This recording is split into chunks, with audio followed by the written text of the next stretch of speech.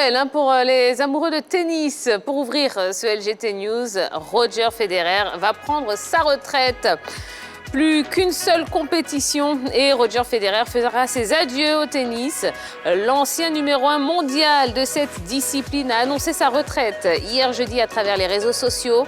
À l'issue donc de la Laver Cup prévue du 23 au 25 septembre, le tennisman âgé aujourd'hui de 41 ans rangera définitivement sa raquette.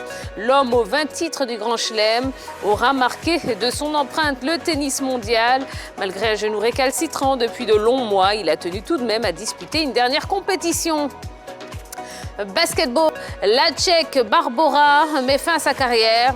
On ne verra plus la silhouette de la double championne olympique au javelot, Barbora Spotakova. En effet, la record woman féminine de javelot a annoncé il y a quelques jours la fin de sa carrière à 41 ans. Elle avait pourtant été médaillée de bronze au dernier jeu championnat d'Europe à Munich. Tous les contes de fées ont une fin et le mien s'est terminé par un très beau happy end sous la forme d'une médaille de bronze. Mon corps m'a fait clairement savoir que c'était vraiment le moment d'arrêter, a-t-elle confié.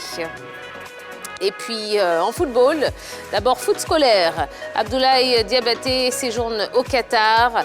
La Côte d'Ivoire participe à une session de formation pour le développement du football scolaire au Qatar, plus précisément à Doha. Pays pilote de ce projet mis en place par la FIFA. Notre pays est représenté par Abdoulaye Diabaté, membre du comité exécutif en charge de la commission football des jeunes et football scolaire. Ce programme vise à garantir l'accès au football à tous les élèves sans discrimination. Ahmed Silla, de retour en Ligue 1. Ahmed Silla retrouve la Ligue 1. L'international gardien de but ivoirien s'est en effet engagé avec le Stella Club d'Adjamé en provenance du Coton FC du Bénin. Un comeback qui lui permettra de franchir un autre cap avec pour ambition de taper à la porte de la sélection nationale. Ahmed Silla espère en tout cas réaliser une belle saison afin de contribuer grandement aux objectifs des Magnans. Rappelons qu'il avait évolué sous les couleurs de Boaké FC et l'AS Tanda avant de filer au Bénin. Et enfin, Maroc, Sebari dit oui au Lion de l'Atlas. Courtisé par la Belgique, Ismaël Sebari a finalement décidé d'opter pour son pays d'origine. Le milieu offensif du PSV Eindhoven, âgé de 21 ans, a gentiment décliné les sollicitations du sélectionneur des Diables Rouges, Roberto Martinez.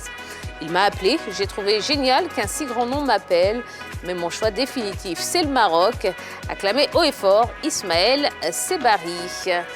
Et bien voilà l'essentiel de l'actualité sportive du jour. Et bien je vous propose tout de suite de